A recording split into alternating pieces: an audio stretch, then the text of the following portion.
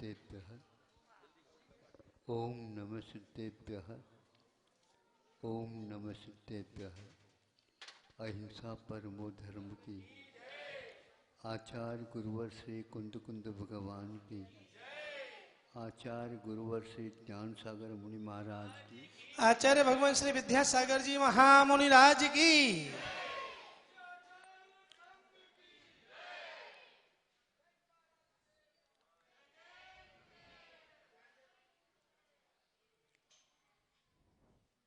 एक कथा आती है, आराधना कथा कोश।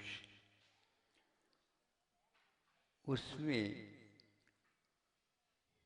प्राय कथाएं रद्दकण श्रावकाचार्य में जो प्रसंग कथाओं की है, कौन कौन किस किस में प्रसिद्धि पाई, तो उसमें एक कथा कोश में चारुदत्त की कथा आती है।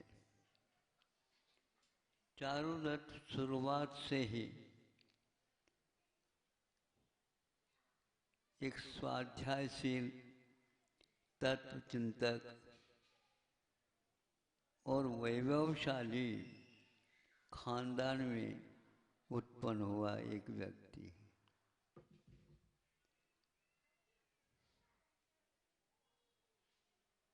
उसकी निष्ठा, उसकी दृढ़ता तत्व के ऊपर अद्भुत थी, इसमें कोई संदेह नहीं।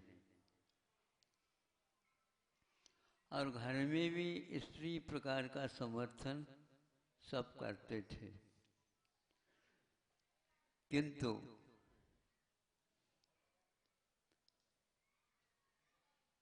ये अकेला लड़का खानदान में, माता पिता ने सोचा लड़का तो अब युवा हो चुका है और उसको योग्य वधू मिल जाए, आगे का इसका रास्ता प्रशस्त हो जाए। ये भावना तो थी, सबकी रहती भी है। लेकिन उसकी इस ओर उदासी थी, तो उसके लिए माता पिता या उनके संबंधी सब मिल करके ऐसे दांव खेला, उसका वह निर्णय चूक जाए और ये इस ओर आ जाए।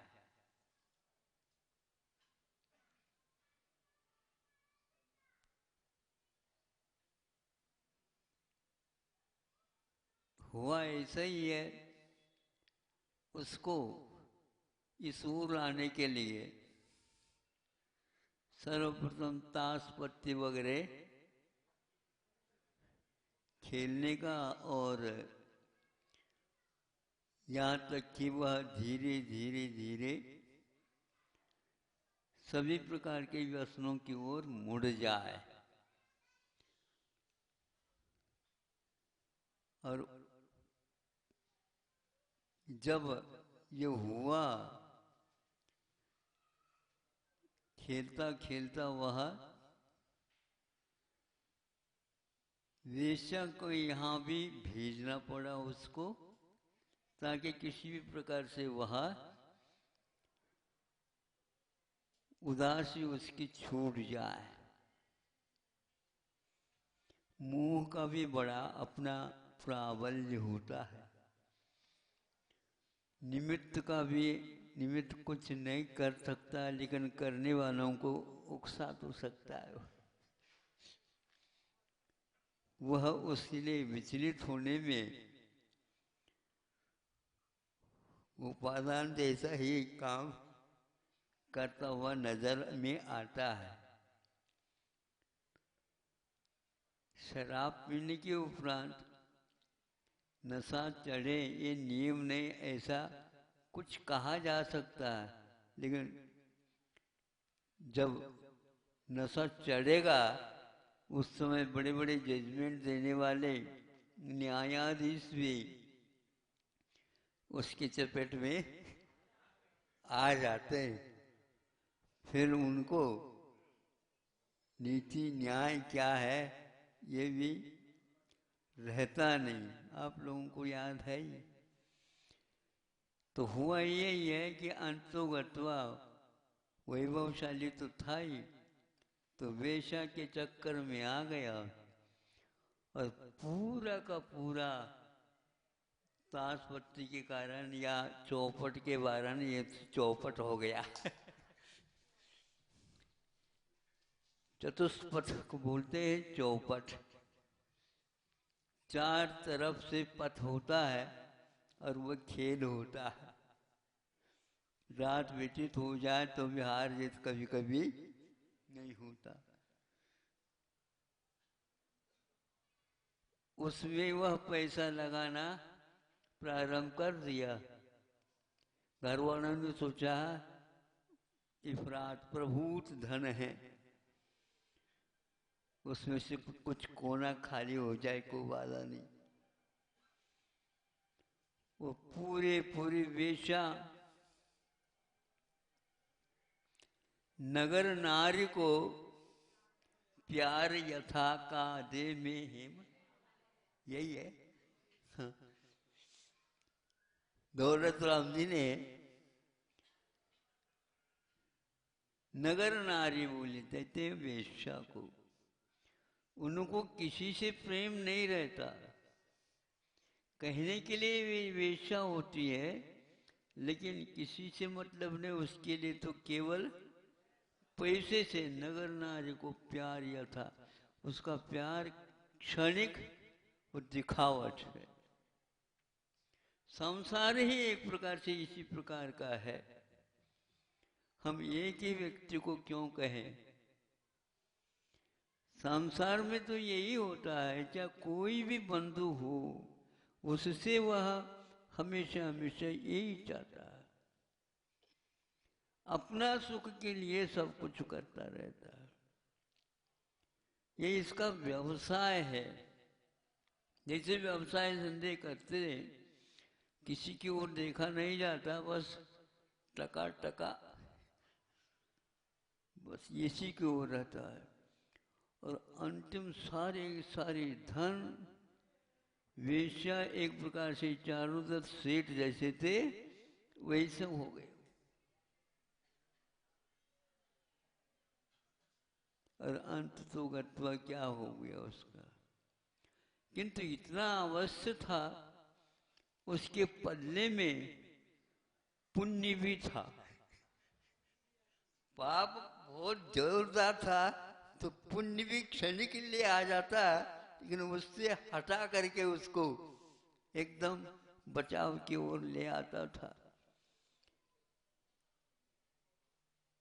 कसम कसम कसम कसम करता हुआ उसकी कथा को पढ़ने से कभी आंखों में पानी, कभी स्फूर्ति, कभी वैराग, कभी राग, ये वैचित्र्य देखने को उपलब्ध होता है। यहां तक कि उसको रत्न द्वीप का लाभ हुआ। रत्न नहीं, रत्न के द्वीप का लाभ हुआ। और वहां तक वो चला भी गया। अनेक प्रकार के वेश धारण करते करते अपने जीवन में वह जब शौच कूप में हुआ गिरा दी, ये एक बहुत बड़ी दर्दनाक, जिसको बोलना चाहिए, एक तत्ववेत्ता पैसे चक्कर में, वासना के चक्कर में, घर वालों की कृपा से, हमें तो बोलना तो आवश्यक है, क्योंकि घर वालों की कृपा कैसी हो सकती है, भले के बारे में भी हो सकती है, तो उसको क्षणिक भले के लिए ऐसे ऐसे भी षड्यंत्र कर रच सकते हैं।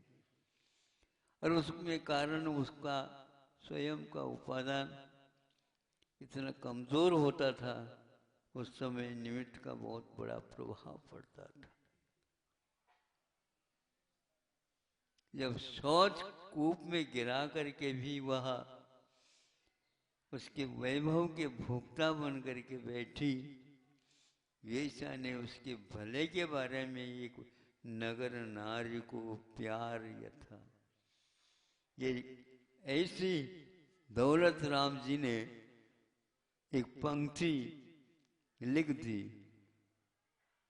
आज पैसे के लिए, धर्म के लिए नहीं, पैसे के लिए भी बहुत कुछ ऐसे कार्य किए जा रहे हैं। उस ओर अच्छे अच्छे व्यक्तियों की दृष्टि भी नहीं जा रही। क्या किसी ने सोचा, स्वाध्यायशील व्यक्ति ने, आज वस्त्र में भी मांस का पुट लग रहा है। ये आप लोगों को सुनने से गलत भी लग सकता है, विस्मय भी हो सकता है, लेकिन सूत की रक्षा के लिए, सूत को कड़ा बनाने के लिए उसके ऊपर मटन तेल क्या बोले, हाँ, मांस का ही चर्बी इत्यादि का अंश समझ लो, प्रत्येक ताने के ऊपर इसको लगाया जाता, तब वह ताना तन करके रह जाता है और यंत्र मशीन की वहाँ उस झटके को भी संभल सकता है और टूटता नहीं। इस प्रकार आज प्रत्येक वस्त्र के साथ ये लागू ही हो गया है। बहुत कम होंगे, कोई भी नहीं है। संभव है हथकरघा जैसे इसके लिए एक अपवाद हो सकता है।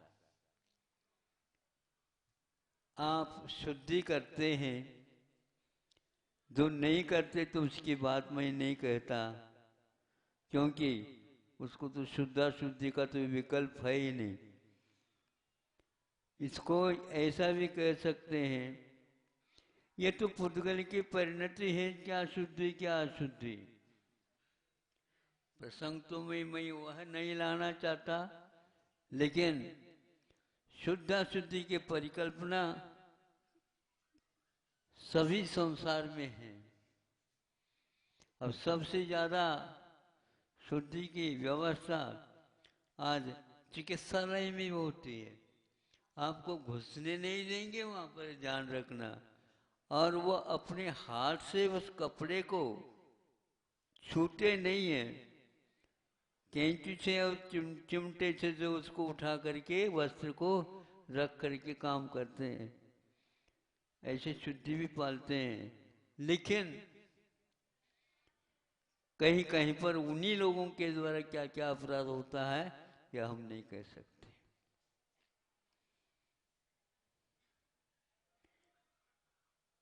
दवाएं ऐसे दिखाएंगे, बताएंगे, क्या क्या उसमें डला ये आपके सामने नहीं आएगा। 3-4 जो है नुस्खे बता देंगे। एक बार एचबी जो खून को नापने का, तो वो क्या है, किसमें क्या है, तो कुछ नहीं, ये लिखा गया था कि शुद्ध जो है अश्व का हनन करने के उपरांत शुद्ध उसका खून निकाल करके, यह शक्तिवर्धक दवाई है। और यह एक प्रकार से उसको क्या बोलते हैं आप, विटामिन टॉनिक, हाँ, शक्तिवर्धक, हाँ, ये ले लो।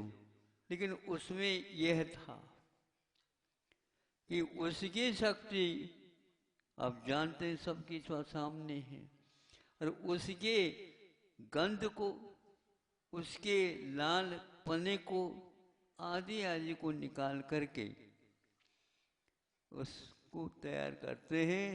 और कहाँ कहाँ जाता है? जिनके पास खून की कमी है उसकी पूर्ति के लिए ये होता। सुनने में आया जहां कहीं भी खून की कमी हो गई इसी का प्रयोग कर लिया जाता। कहने के लिए दवाई है, कोई एक इंग्लिश में नाम लिख देंगे और सीधे, क्या आप अहिंसक माने जा सकते हैं? लेकिन अहिंसक टाइटल उपाधि तो पुरस्कृत कोई भी विद्वान है तो वो दे दे तो आप अहिंसक कहलाएंगे, है नहीं। ऐसी चीज में हमेशा हमेशा धर्म और उसका स्वरूप जानना परम अनिवार्य होता है। तो उसके लिए ऐसी प्रेरणा नहीं करो जिसके द्वारा उसका जीवन अहिंसा की रेखा से भी नीचे चला जाए। ये अनेक स्थानों में इस प्रकार के उल्लेख मिलते हैं।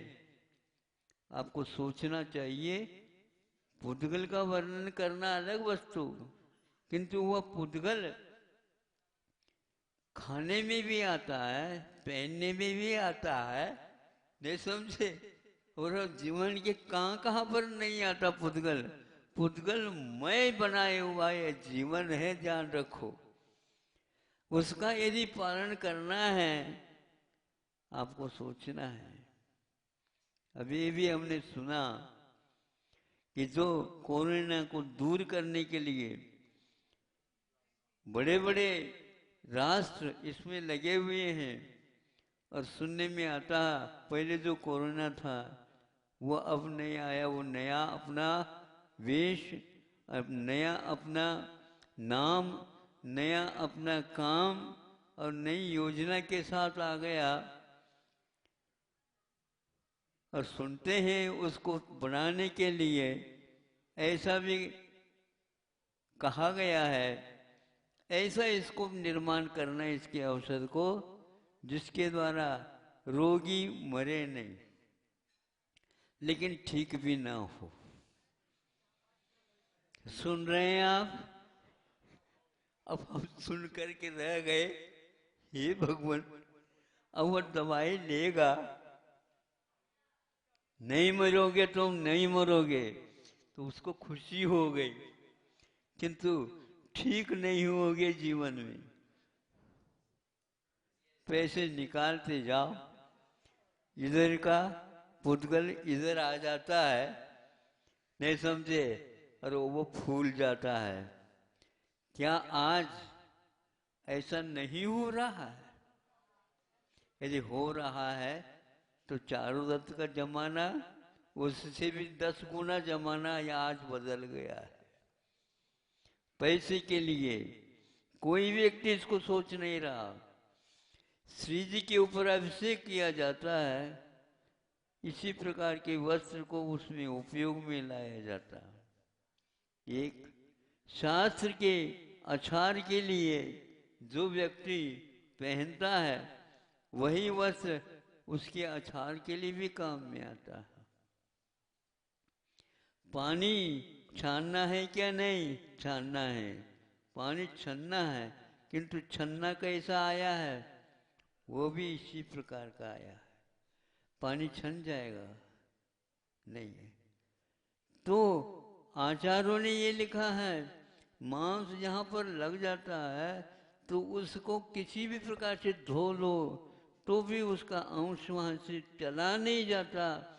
यहाँ तक कि अग्नि के द्वारा उसको तपाओ और पकाओ तो भी वह मांस का अंश उससे ठीक नहीं हो जाता। ऐसे आगम का वाक्य, इसलिए उसको छूना भी नहीं चाहिए, ऐसा कहा।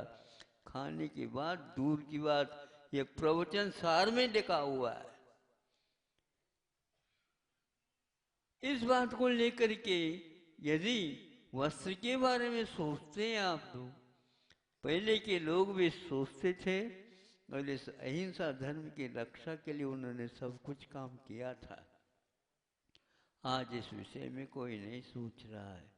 इसी प्रकार कई बातें और हैं, सूक्ष्म से सूक्ष्म तत्व चर्चा करने वालों के सामने भी कैलेंडर छपा हुआ है, उसके आप उत्तर दीजिए। हाँ, ऐसे कैलेंडर हमने जब पढ़ा तब दंग रह गया, इन लोगों के लिए क्या अब उत्तर देना। एक लिस्ट बनी हुई है, उसमें यह शुद्ध पुद्गल का परिणाम है। इस सबको आप इस प्रकार की शुद्ध परिणाम ने कहोगे, फिर शुद्धा शुद्धि खाने के बारे में भी समाप्त हो जाएगा। यह बारीकी के साथ अध्ययन करने का ये फल है। जो व्यक्ति चारित्र को गौण करके केवल तत्व का विवेचन करने के लिए खड़ा है, वह चारों तत्व के जीवन के बराबर है। ध्यान रखिए, इसमें कोई संदेह नहीं है। जो व्यक्ति एक व्यसन हो जाता है तो वह फिर किसी प्रकार से विवेचन समीक्षा वह सहन नहीं कर सकता, बस उसी में वह लगा रहता है। ऐसे तत्ववेत्ता बहुत सारे हुए हैं, किंतु उनका अंत क्या हुआ है आप देखेंगे तो मालूम पड़ेगा कहाँ पर होता है। पुद्गल ही यदि है तो फिर चाहे वह भोजन हो, चाहे वह और कोई वस्तु हो, और वह यदि रोग को दूर करने के लिए, क्षुधा को दूर करने के लिए कारण बनता तो बनता चला। आज नकली मांस का भी निर्माण किया जा रहा है, ये वह जमाना आ गया है। किंतु हम खाएंगे मांस, ये उनका जिद है। किसी की जीव का हत्या नहीं, लेकिन मांस से प्रेम, संकल्प हिंसा का यह दौर चल रहा है। सूक्ष्म की बात छोड़ दो। आचार्यों ने कहा सावधान ही एकमात्र समाधान है। कोई कुछ भी कह दे, किंतु इस अहिंसा को रक्षित करने के लिए, सुरक्षित करने के लिए संयमो तवो अहिंसा, यह एक प्रकार से धर्म कहा है। संयम कहो और अहिंसा कहो, एकार्थवाचक है। तप कहो, सामायिक कहो, एकार्थवाचक है। ऐसे अहिंसा देवता की रक्षा का दायित्व आप लोगों के कंधों पर है। और भी समय पर कहूँगा मैं, क्योंकि समय समय पर कहने से ही आप लोगों की नेत्र ज्योति तो बहुत अच्छी है, दिमाग भी बहुत अच्छी है, किंतु श्रोतेंद्रिय बहुत कमज़ोर है। उसको भी ठीक करने के लिए मैं दवाई सोच रहा हूँ। यदि मिल जाए आप लोगों का पुण्य का उदय, तो उससे आप लोग अपने कानों को सुधार दे। कोई कुछ भी कह दे, कानों में कुछ डांट लगा दो, ताकि उस व्यक्ति की वह ध्वनि अपने कानों पर ना पड़े, और क्षण करके वह ध्वनि का अर्थ, अहिंसा क्या होती है, इसको देखने की बड़ी आवश्यकता है। सभी का कल्याण हो इन्हीं भावनाओं के साथ। अहिंसा परमो धर्म की। आचार्य भगवान